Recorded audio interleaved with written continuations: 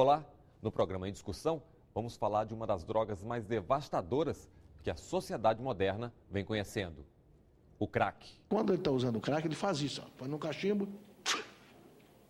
Não conseguia mais trabalhar, não conseguia estudar, abandonei estudo, abandonei a família, abandonei os amigos de verdade. Então o crack faz tudo isso com a gente. O crack, suas consequências, a política de saúde ou a falta de uma política de saúde apropriada para o combate, prevenção e tratamento do usuário estão sendo debatidos no Senado Federal.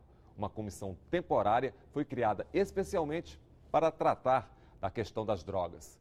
No Em Discussão de hoje, especialistas falam em audiências públicas do avanço do crack no Brasil. O consumo do crack, por meio do fumo, faz com que a substância chegue diretamente aos pulmões, que tem uma superfície maior e uma absorção maior absorção, que é a membrana nasal, e no caso, então, uma absorção muito rápida e muito intensa. E essa intensidade faz com que o crack tem um efeito quase que imediato, depois de poucos segundos, mas também tem um efeito que dura menos. Então, é muito intenso e tem uma duração curta, 5, 7 minutos. Aí passa. O que chama a atenção do uso de crack é que tem um poder maior de dependência do que a cocaína. Isso porque os efeitos são tão intensos e muito rápidos e com duração de minutos. Então, para ter mais uma vez essa sensação de prazer, o usuário precisa consumir mais uma pedra. Ou seja, o usuário, muitas vezes, não consegue nem sequer sair do local onde adquiriu a pedra, e por isso você tem essa tendência dos usuários se agruparem no mesmo local onde você tem a venda, você também tem o consumo. Você usar uma pedra, é 6 segundos que ela vai para a cabeça. No máximo, 4 minutos você tem a depressão dela, porque não é loucura, é uma depressão, né? E automaticamente você tem que fumar, a compulsividade. Eles falam que as pessoas, usuário de crack comete crime porque está usando crack, é outra grande mentira, porque quando ele está usando crack, ele faz isso, põe no cachimbo. Ali, se ele tiver 100 gramas, ele fuma 100 gramas. Se tiver 1 quilo, ele fica, defeca, ele faz tudo no canto dele ali, mas não sai dali. Agora, o senhor está longe de imaginar abstinência, a compulsividade para buscar outra pedra para fumar. Aí ele é capaz de matar a mãe, é capaz de matar o pai, é capaz de não... Ele perde todos os valores. Eu vim para cá procurar um tratamento devido ao uso, depois que eu conheci o crack, né? Que foi aonde eu me afundei, foi aonde eu perdi a confiança dos meus familiares, de vizinhos, de parentes, perdi minha dignidade, deixei de ser o pai que eu era, né? As coisas ruins que eu fiz eu não posso mudar, mas através dessa casa eu estou aprendendo a viver o presente e aprendendo a construir meu futuro, né? Não conseguia mais trabalhar, não conseguia estudar, abandonei estudo, abandonei a família, abandonei os amigos de verdade. Então o crack faz tudo isso com a gente. Eu sou um exemplo do que aconteceu comigo, mas isso tudo tem um tratamento, que hoje é o que a comunidade terapêutica como a Fazenda da Paz busca fazer. Chamou bastante atenção a gente, porque havia uma ideia disseminada, como falou quem me antecedeu, de que usou crack e morreu. E esse trabalho do Ministério da Saúde com a Fiocruz e a Unifesp, ele, como manchete, ele vai ser divulgado nos próximos dias, ele mostra que 1/3 realmente vai a óbito, 1/3 continua convivendo com o uso e 1/3 cura. Então, nós estamos diante do 1/3 que vai à morte, 85% é por morte violenta, não é por morte diretamente relacionada ao uso da droga, é morte relacionada à violência por dívida e por acesso ao seu custeio como usuário. No ano passado, entrevistamos alguns usuários de crack em profundidade para um estudo sobre a relação do uso do crack e espaço urbano, e todos os usuários falam assim: doutor, essa droga deixa a gente mendigo, essa droga é uma droga que a gente não faz mais nada quando começa a utilizá-la. Mas muitos desses pacientes entrevistados têm 10, 8, 11 anos de uso de crack e variações e flutuações nesse consumo que mostram que, apesar de ser uma droga que gera um estado de disfunção, de quebra social muito intensa, o crack permite uma evolução também para uma evolução de um consumo, às vezes, não tão compulsivo, não tão desastroso e vamos dizer, uma normalização na vida dessas pessoas que colocam, não, eu já uso há 10 anos, tem momentos que eu uso mais, tem momentos que eu uso menos, mas continuo utilizando a substância. Ou seja, contrário à ideia de que uma vez utilizando o crack, a gente utiliza o crack até a morte ou até a completa negação de todas as capacidades cognitivas do ser humano. Isso não é necessariamente uma verdade em termos dessa substância. O relatório da ONU, o último relatório, ele mostra que o consumo de álcool ele se situa na mesma margem que ele sempre se situou, entre 50% e 60% da população.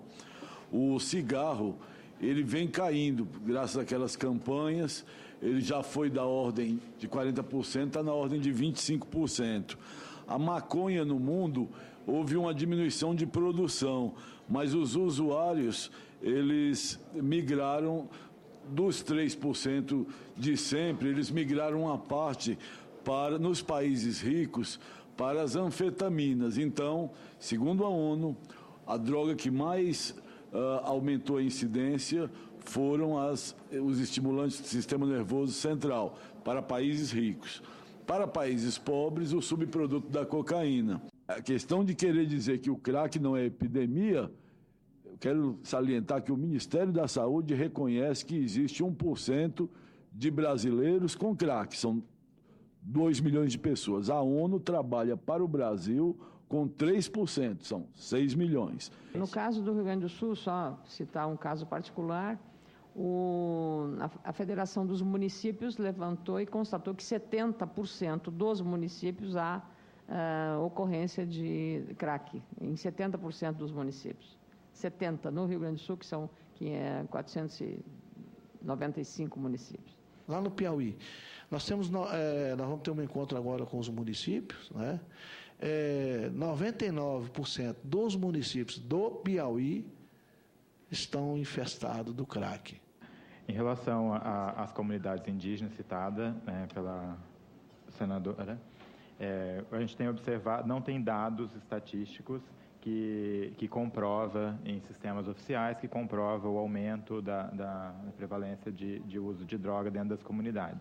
Mas o que há, de fato, são relatos das equipes de saúde que trabalham com essas comunidades, de que este aumento vem sendo cada vez mais intenso.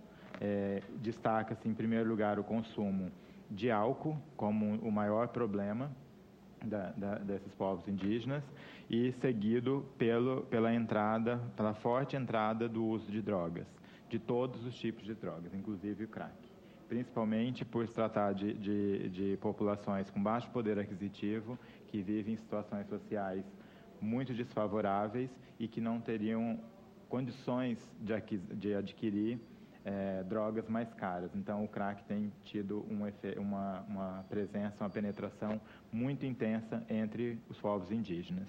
Com relação à utilização dessas comunidades como mulas e como porta de entrada, há relatos nas regiões de fronteiras que comunidades indígenas possam estar sendo utilizadas como pontos de entrada dessa droga e a utilização dos próprios indígenas, primeiro num movimento de oferecer, de disponibilizar para o consumo. Aí o consumo gera o vício e para a manutenção desse vício se utiliza essas comunidades para alojar e para entrar com a droga no país. O mais angustiante, gente, né? Nós estamos vendo que o crack está chegando nas comunidades rurais. Você não via isso. Quer ver como é que isso... lá, né, era muito raro isso, né? E nós estamos vendo. E não é por isso que eu estou aqui, mas também por isso, porque a gente está vendo que é uma coisa que está tomando uma proporção que, se não tiver uma reação, daqui a pouco nós vamos ficar refém, né? E as famílias reféns de filhos viciados, os que não são, ele levantou muito grande. O problema de uma família que tem um filho e um irmão é muito grande, porque as pessoas sofrem muito. A CUFA vive um dilema nesses últimos 10 anos, que é essa briga, senador, entre o urgente e o importante. Discutir a questão do tratamento é extremamente urgente, porque não temos legislação para isso.